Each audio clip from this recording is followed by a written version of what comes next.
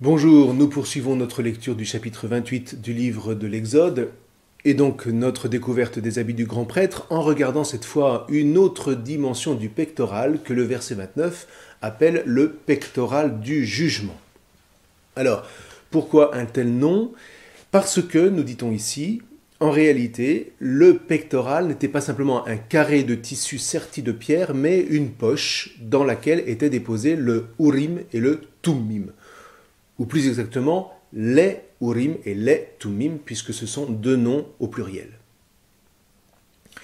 Ceci dit, autant l'avouer tout de suite, personne ne sait exactement ce que sont ces objets. Urim, ça vient encore une fois de la racine or, la lumière, mais vous vous souvenez, pas n'importe quelle lumière. Or, c'est la lumière du premier jour, celle qui rayonne au commencement de la création, alors même que les luminaires ne sont pas encore en place. C'est donc une lumière intérieure, une lumière de vie, et les rabbins aiment dire que c'est la lumière qui se profile sur un visage qui devient rayonnant. Donc, les Urim, ce sont des objets qui illuminent intérieurement, pour ainsi dire. Quant au Thummim, ce mot vient de la racine tamam, qui signifie être intègre, être innocent, voire en hébreu, être naïf. En réalité, les Urim et les Thummim ont à voir avec la divination, mais sous un angle un petit peu particulier. Je vous rappelle que les pratiques de divination sont dénoncées comme absolument idolâtres par la Torah, pour la raison que les oracles qu'on délivre enferment les personnes qui les consultent dans leur destin. Une fois les oracles prononcés, le destin est scellé. Vous pouvez faire n'importe quoi, ce qui a été prédit va se passer. Les oracles grecs de la Pythie en sont le meilleur exemple tragique. Or, si les Urim et les Thummim pouvaient servir à une consultation de la part des fils d'Israël, ils ne pouvaient en aucun cas, dans le cadre de l'Alliance, attenter à la liberté. La tradition rabbinique, qui a beaucoup réfléchi sur cette question, raconte que lorsqu'on venait consulter le grand prêtre, certaines lettres gravées sur les pierres s'illuminaient et le grand prêtre devait alors les déchiffrer, c'est-à-dire trouver le mot que ces lettres suggéraient et se prononcer en fonction de son interprétation. Je vais vous donner un exemple. Lorsque Hanna, la mère de Shemuel, de Samuel, se présente au temple de Silo où était entreposée l'arche d'alliance avant que David plus tard ne la transfère à Jérusalem, alors donc qu'elle demande à Hachem de la rendre féconde, auquel cas elle lui consacrera son enfant, Samuel, la tradition orale nous raconte que le grand prêtre, Élie, consulte précisément les Urim et les Thummim, et que ceux-ci vont lui livrer 4 lettres, Kaf, Sin, Resh, He, qui peuvent donner, par exemple, Keshara, le féminin de Kacher, comme si Hanna était une femme digne, ou encore Kesara, comme Sarah, la femme de Abraham. Donc Hanna était ainsi désignée comme la digne descendante de la matriarche. Sauf que Élie se trompe et il interprète Shikora, c'est-à-dire qu'il désigne Hanna comme une femme ivre. D'où la réflexion qu'il lui lance à la figure, « Tu es saoul, va cuver ton vin », c'est en 1 Samuel 1,19. Et c'est une manière de dire que les Urim et les Thummim ne scellaient absolument rien. Ils donnaient une indication que le grand prêtre devait donc interpréter, mais sans que cette interprétation ne lie la personne au jugement qui avait été prononcé. Et en l'occurrence, Hanna va rétorquer à Élie, « Non, mon maître, je n'ai bu ni vin ni boisson forte. J'épanche mon âme devant Hachem. » Voilà. Alors, en fait, vous avez diverses interprétations de ce qu'étaient les Urim et les Thummim, dont, encore une fois, il faut bien admettre que personne, en définitive, ne sait ce que c'est. Quoi qu'il en soit, le pectoral contient ces instruments qui placent le grand prêtre en position de prophète en Israël, c'est-à-dire habilité dans les cas de consultation à rendre un avis, un jugement, en étant éclairé par ces objets saints. Ceci dit, à partir du moment où vont paraître les prophètes, les Urim et les Tumim ne seront plus jamais consultés. Les versets 31 à 35 nous parlent, eux, du manteau du grand prêtre, le Me'il, dont on a déjà parlé lors de la dernière vidéo.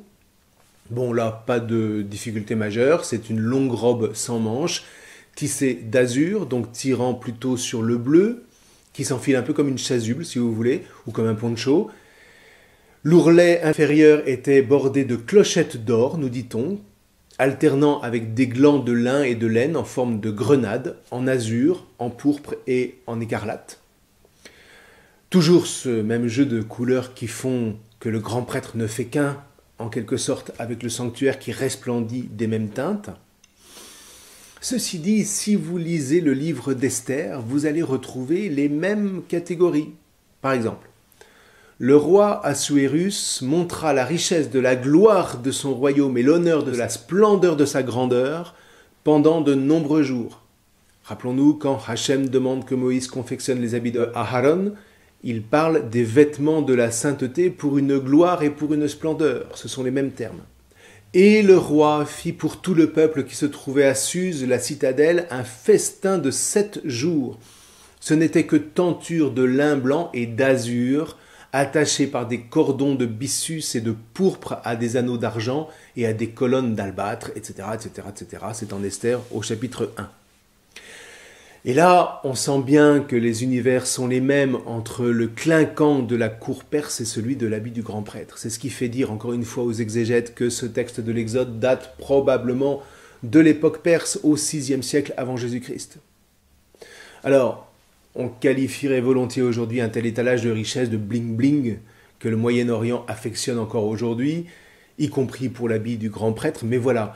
Vous voyez, tout cet étalage de couleurs, de tissus, d'or, de pierres brillantes, en réalité a du sens. Et c'est à ce sens que la Torah tente de nous éveiller.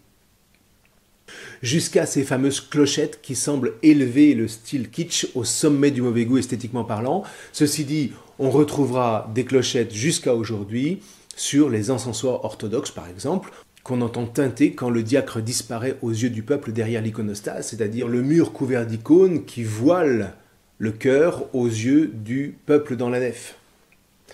Ou alors quand la procession s'avance dans l'église, eh bien, le tintement éveille le peuple à la liturgie qui se déroule. Et bien ici, c'est un petit peu pareil. Quand le grand prêtre entre dans le sanctuaire, les clochettes de son vêtement disent sa présence et son office au nom de son peuple. N'oublions pas que le grand prêtre porte avec lui le péché du peuple, c'est le sens des épaulettes gravées des noms de chaque tribu d'Israël. Or, le péché, c'est ce qui, en toute justice, conduit à la mort. Seulement, il porte aussi le pectoral, qui lui dit l'unité de ces mêmes tribus fondées sur leur fidélité à Hachem. Donc, vous voyez, le grand prêtre est comme enserré entre le péché du peuple et la justice de Hachem. Du coup, par leur tintement, les clochettes témoignent que le grand prêtre ne meurt pas, comme dit le verset 35, et donc que la miséricorde de Hachem l'emporte sur sa justice, non seulement en faveur du grand prêtre, mais aussi en faveur du peuple dont il est le représentant face à Hachem.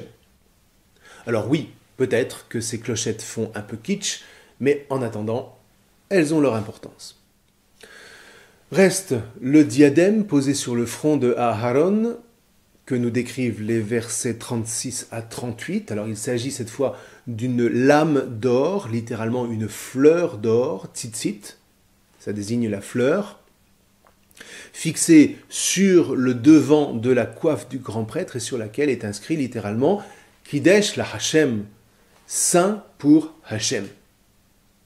En se rappelant toujours que ce n'est pas tant le grand prêtre que le peuple qu'il représente qui est saint pour Hachem.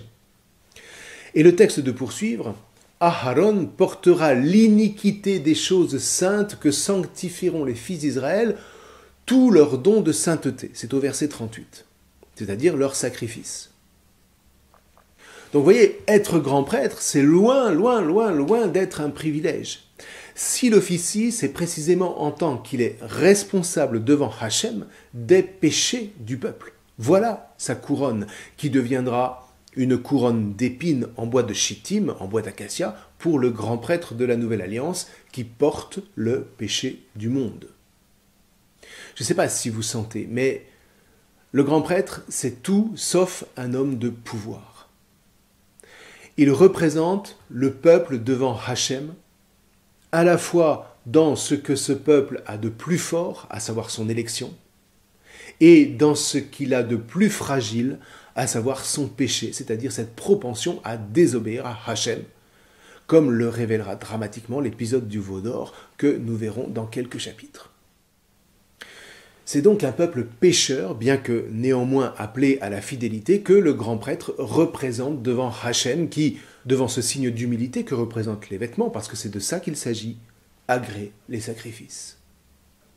Là, vous voyez, on est complètement sorti du système sacrificiel de l'Égypte, et plus généralement de toutes les religions qui n'offrent des sacrifices que pour amadouer les divinités, alors que là, l'essence du sacrifice dans le culte de Moïse relève d'une confession du péché et d'un appel à la miséricorde en vue de la conversion du cœur.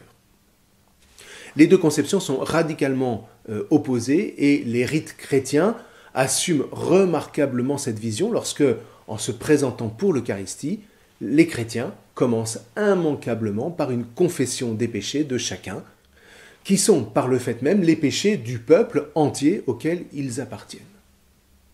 Ce culte devient, au sens fort du terme, un culte de vérité. Bref, la fin du chapitre développe le reste du vêtement, non plus cette fois seulement le vêtement du grand prêtre, mais celui de tous les prêtres, à travers les fils de Aharon, ce qui signifie que tous les prêtres parmi la tribu de Lévi seront désormais de la lignée de Aharon. Alors tous ne seront pas grands prêtres, mais en tout cas tous seront prêtres.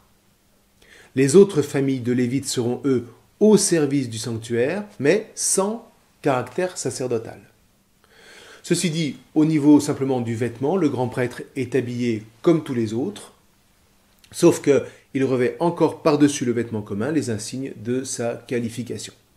Alors, ce vêtement commun est composé d'une tunique de lin tenue par une ceinture, ainsi qu'un turban sur la tête, toujours en lin, donc tirant plutôt sur le blanc. Le verset 41 précise que les prêtres reçoivent une onction, bien que sur ce point tout ne soit pas très clair. Si vous lisez le passage du livre du Lévitique, au chapitre 8, au verset 12, on nous dit que seul Aharon reçoit l'onction, mais le Lévitique au chapitre 7 ou au chapitre 10, pour ne s'en tenir qu'à ça, l'étendent à tous les prêtres.